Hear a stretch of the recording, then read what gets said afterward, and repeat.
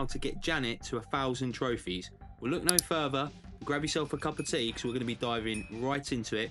And specifically, we're going to be looking how we got her into 1,000 trophies in Solo Showdown. Oh, and also, this video was sponsored by absolutely nobody.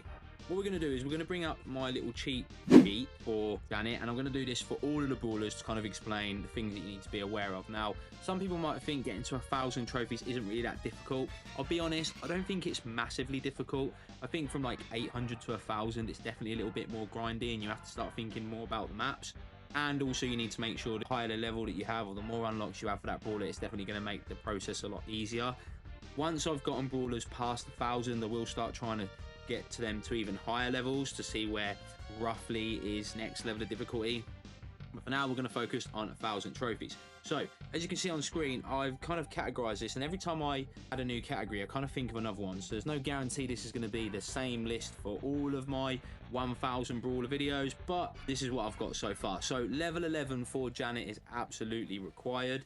The reason why that is absolutely required, especially in Showdown, is just because even though she doesn't have bad damage, it does increase exponentially the higher the level that you go up. So at level 1, she only does 1,000 damage per shot. At level 11, she does 2,000. Admittedly, between sort of 8, 9, 10, and 11, I mean, it is only going up basically like 100 each time. But I will say that that extra 100 damage really does make the difference with Janet. It does actually come quite important, especially in Showdown, when you're trying to take out the boxes. So difficulty not to max, I would absolutely say high. I don't think Janet genuinely is a very good brawler at the moment. I think that her having the hypercharge has brought her up to a new level. So I think before the hypercharge, she was just okay. Now with the hypercharge, I think it does make a difference, and you definitely can hit hypercharge in a match. Sometimes you can even hit it twice in a showdown. And if you're playing, for example, the special delivery event that's on at the moment, you can hit it multiple times. So it is really, really good, easy to get, definitely worth it. As for the gadget, I personally go for drop the base. Now, the reason why I'll go for that, and you'll see that in the gameplay in the background, is you can kind of kite people around, or if there's people behind a wall, you can kind of draw them out of the wall and try and hit them with your attacks. And it does do quite a bit of damage. That also does scale with level as well, so be aware of that. But at top level, it does 200 damage per second, and it lasts about 10 seconds. So it's not bad, but it chips away at brawlers and it stops them from healing, especially if they're hiding around cover. Another thing that I really like with drop the base is it actually reveals if there are enemy brawlers around in the area. So just hitting them with it or them getting hit can give you a bit of an indication of whether someone's nearby. Obviously, I don't personally run extra gadget, so you're only going to be able to drop this 3 times, drop the base 3 times, so just bear that in mind. As for star power, I think it goes without saying that Janet's attack focus is 30% faster is just a no-brainer. You absolutely have to go for that. I don't think there's any argument that you would want to go for stage view. Maybe if it was a really, really bushy map, you can go to stage view, but what you have to remember is that in Solo Showdown, you have no way of getting your super until you attack enough enemies to be able to build it up. So there is no real reason that you would want to go stage view. It just leaves you really vulnerable, and the 30% faster attack focus with Janet specifically is absolutely golden. As for the 2 gears, I personally go with shield and health. Some of the other ones like extra gadget that I mentioned earlier, I don't think the extra damage or being able to move faster in bushes is that good, if I'm honest. It could be a little bit more map specific, but shield, because we're in Solo Showdown, we want to make sure that we've got a bit more of an extra buff. And then the health is really good because you're aiming your attack, right? And when you're aiming your attack, it doesn't count as you actually attacking. So you can have it pre-aimed and then you're building up health because you're not actually attacking. So really, really useful. That's the setup that I go with. It worked really well for me, and I did go with it in the last few matches of the special delivery. Next up, hypercharge, kind of alluded on that earlier, is very, very impactful. It's really, really good. Does take a while to kind of get used to where the bombs drop. They kind of go in like a clockwise sort of fashion. I'm still getting used to it at the moment. So the better that you can get with that, that's going to help you kind of secure more kills. I will say that most people don't seem to really know the pattern of it just yet from what I've seen. So it's really just a case of you can kind of work a bit lucky with it, but you do kind of need to give it a little bit of finesse, if you like, with your aiming to try and hit all of the shots. So it's a massive learning curve, and even after probably about 30 to 40 games, I still haven't quite mastered it yet. So definitely some room for growth there. Map dependency is high, so as I said earlier, we were playing on Beast off Emin. I didn't really like that. It's not a good map for Janet. I really struggled. There are some brawlers that were mentioned later on that I wrote down. You will struggle against certain brawlers, and there's just nothing you can really do about it. And so if you're on maps that are really, really bushy, they kind of draw out some of the brawlers that Janet just doesn't do very well on. So that's just something to bear in mind. The best maps that I had with Janet was Acid Lakes and Dark Passage. So I got a lot of my trophies on Acid Lakes. It's quite a nice map. I'll bring it up on screen now. There's a lot of walls on there, but there's quite a lot of open spaces, and you do find that it's quite easy to draw people out with your gadget drop the base, and also you just get quite clean line of sight. I will say once you get to the middle, you do struggle a little bit, especially when you're against those buzzers with lasers. They're really irritating. Or if you are against a piper or someone long range, you haven't really got anywhere else to go, so it can be quite difficult to win in those 1v1 matchups at the very, very end. But as you sort of go around the map, you can take out a lot of brawlers. And I'm a really big fan of Dark Passage as well. So again, it's a really big open map. Once the map starts to close in, you've got lots and lots of room to hit your shots, and it's not too bad even at the beginning. Obviously there are some grassy bits. I would say that kind of like the top right of that map is a little bit more difficult than sort of the bottom right, bottom left part of the map, but overall had really good success on Dark Passage. Worst maps that I saw that came up on the rotation while I was trying to push Janet was Cavern Churn and Island Invasion. No surprise here, to be honest. A common theme being that they're very, very bushy maps. You start off in a lot of bushes. She doesn't really do that close. At max level, the most amount of damage that you can do to somebody up close is 6,000 if you hit all 3 shots. If you come across like a Bull or a Shelly, you're just going to die. You would kind of have to stay in the middle to kind of do anything on Island Invasion. And again, for Cavern Churn, there's just so many walls on it. If you come across a rogue thrower, or you just happen to be in the middle, you're going to die. Not good maps. As for the rest of them, your success may vary, though weren't other maps that I tried. I would probably say like Double Trouble's not too bad if you were going to try it. You probably do all right on Skull Creek, although there are a lot of walls on Skull Creek and the bottom left of the map wouldn't be so hot. And you probably would do okay, I suppose, on Flying Fantasies, and Safety Center wouldn't be too bad. Dried Up River wouldn't do it, and Marksman Paradise is just way too open. So that's my thoughts for the map rotation, specifically for Showdown.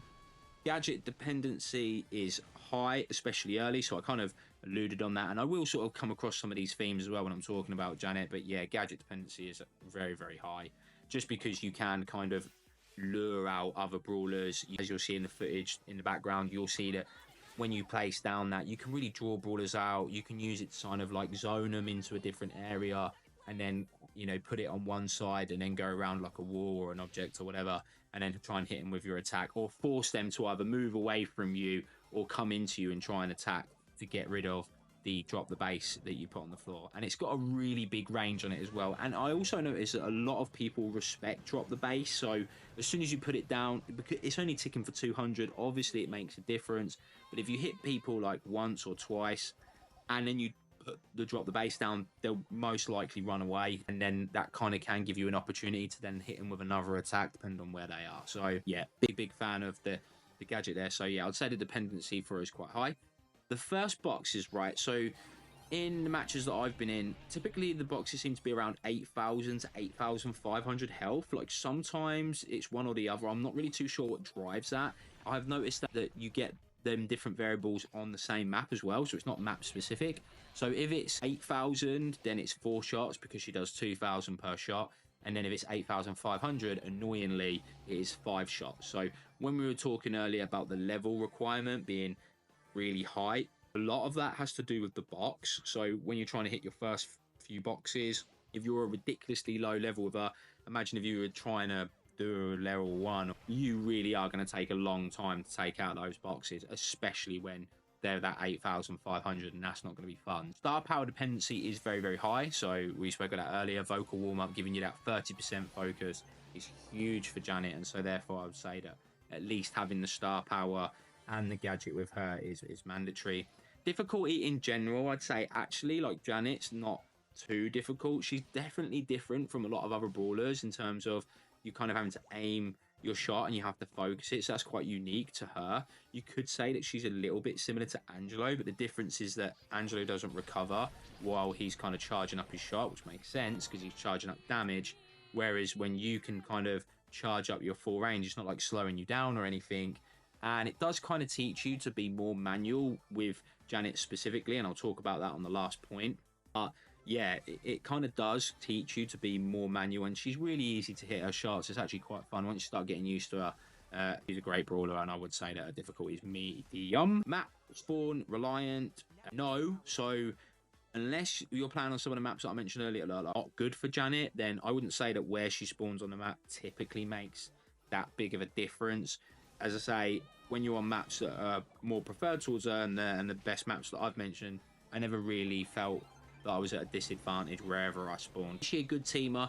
No. So if you do like to team with other brawlers in there, I would say that Janet's not very good. People will be aware that you're not going to be able to dish out your damage very quickly. Any shrewd brawlers will know roughly what your damage is per shot, so she's not good for teaming. You don't want to be teaming with like a Buzz or a BB or anything like that. Obviously you want to keep them at range, but as soon as they get in close to you, you're going to be in trouble, so she's not going to be good. If you have your super or even your hypercharge, you could team with another brawler if you want to play like that, and then if they do try to sort of execute you, you could then immediately hit your hypercharge and then super, or just super, and you could easily get away.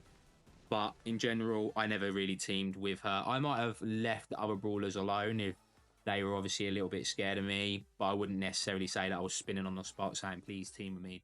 Not really think she's that good for that. Ammo preservation. So what I mean by this is, do you really need to be careful where you're shooting all the time?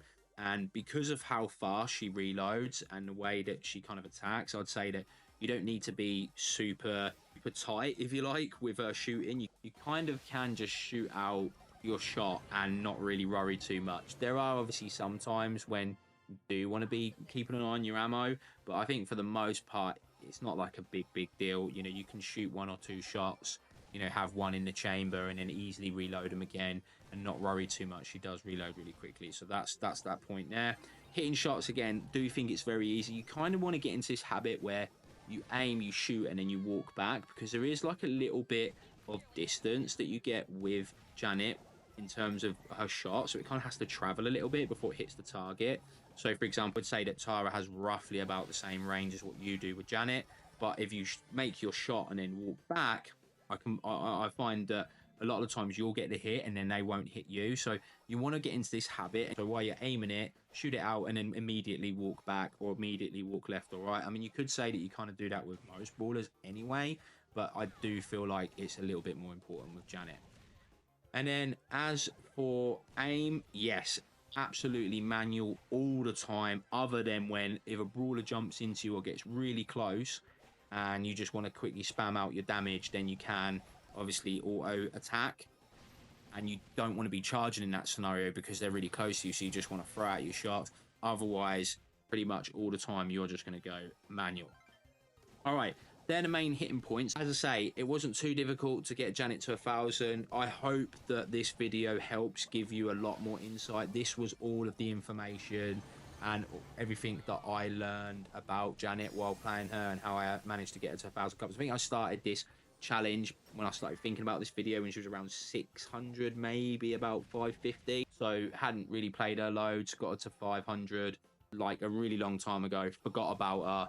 Then she got a hypercharge, started playing her again, and had a lot of fun getting her to 1,000 trophies. So if you haven't played Janet, or you've got her leveled up, or you've got a hypercharge and you're thinking about investing into her, highly recommend it. She's really fun. She's different to all the other brawlers. I mean, she can fly, so that is awesome, and then you can really control it quite well with the hypercharge. So again, hope this really helps you. If you've been playing Janet, let me know how you've been getting on. If you've managed to get her way above 1,000 trophies, I'm a massive noob.